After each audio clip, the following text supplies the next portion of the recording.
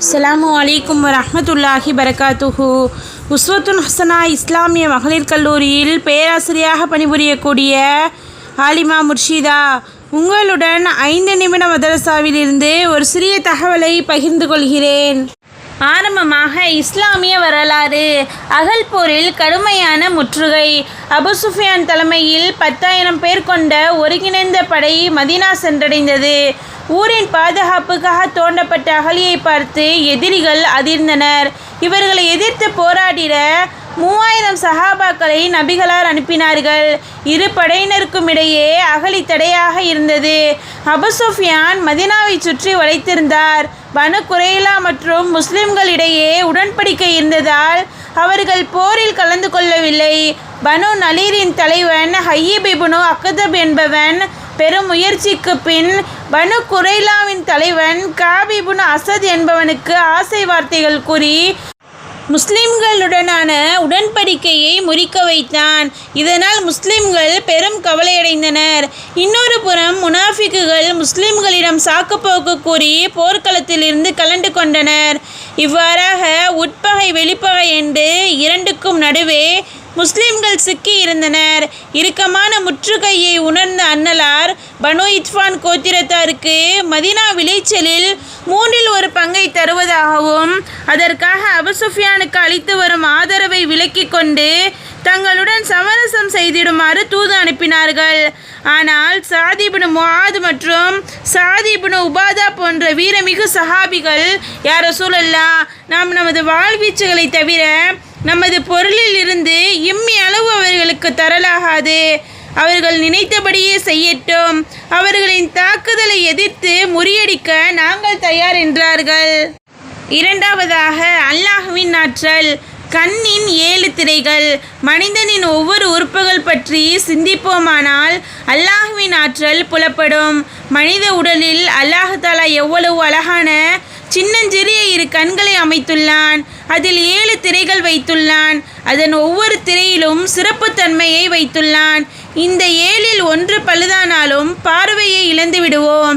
இது அல்லாஹ்வின் மாபெரும் ஆற்றலாகும். 3. ஒரு ஃபர்லை பற்றி.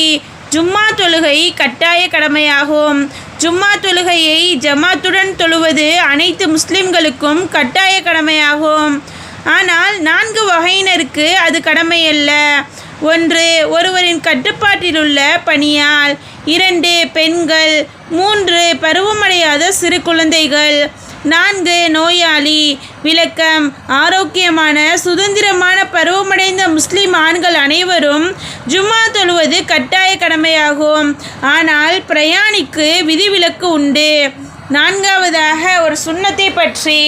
ஜும்மாவில் சுன்னத்தான கிராத், சூரத்துல் ஆலா, சூரத்துல் காஷியா ஆகிய 2 சூறாக்களையும் ஜும்மாவில் நபி அவர்கள் ஓதினார்கள்.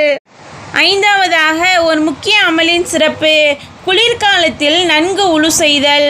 கடும் குளிரிலும் உழுவுக்கான உறுப்புகளை நன்கு கழுவுபவருக்கு இரட்டிப்பு கூலி கிடைக்கும் என நபி அவர்கள் கூறினார்கள். 6வதாக ஒரு பாவத்தை பற்றி. உருவங்களை வரைபவர், ஓவியர்கள் மறுமை நாளில் வேதனை செய்யப்படுவார்கள். மேலும் நீங்கள் வரைந்த ஓவியத்திற்கு உயிர் கொடுங்கள் எனவும் அவரிடம் கூறப்படும் என நபி ஸல்லல்லாஹு அலைஹி வஸல்லம் அவர்கள் கூறினார்கள். 7வதாக உலகத்தை பற்றி. காஃபிர்களின் செல்வத்தை கண்டு வியக்காதீர். குர்ஆனில் அல்லாஹ் தஆலா கூறுகிறான், காஃபிர்களான அவர்களுடைய செல்வங்களும் அவர்களுடைய மக்களும் உம்மை வியப்பில் ஆழ்த்த வேண்டாம்.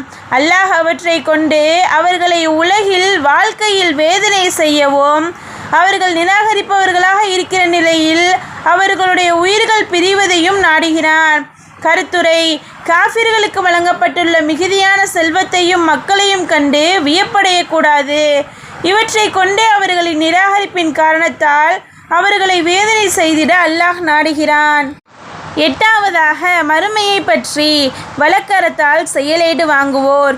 குர்ஆனில் அல்லாஹ் தஆலா கூறுகிறான், மனிதர்களே, நிச்சயமாக நீங்கள் உனது இரட்சகனிடம் சேரும் வரை முனைந்து அமல் செய்பவனாக இருக்கிறாய். பின்னர் அவனை சந்திப்பவனாகவும் இருக்கிறாய். ஆகவே அந்நாளில் எவரின் பட்டோலை அவருடைய வலது கையில் கொடுக்கப்படுகிறாரோ அவர் சுலபமாக விசாரிக்கப்படுவார். இன்னும் தம்முடைய குடும்பத்தாரிடம் மகிழ்வுடன் திரும்புவார். 9வதாக நபி வழி மருத்துவம். மருதாணி சிகிச்சை. மருதாணி இட்டுக்கொள்ளுங்கள். அது உங்களின் இளமையையும் அழகையும் ஆண்மையையும் அதிகரிக்கிறது. 10வதாக குர்ஆனின் அறிவுரை. இறை தூதருக்கு முன் பேச முந்தாதீர்.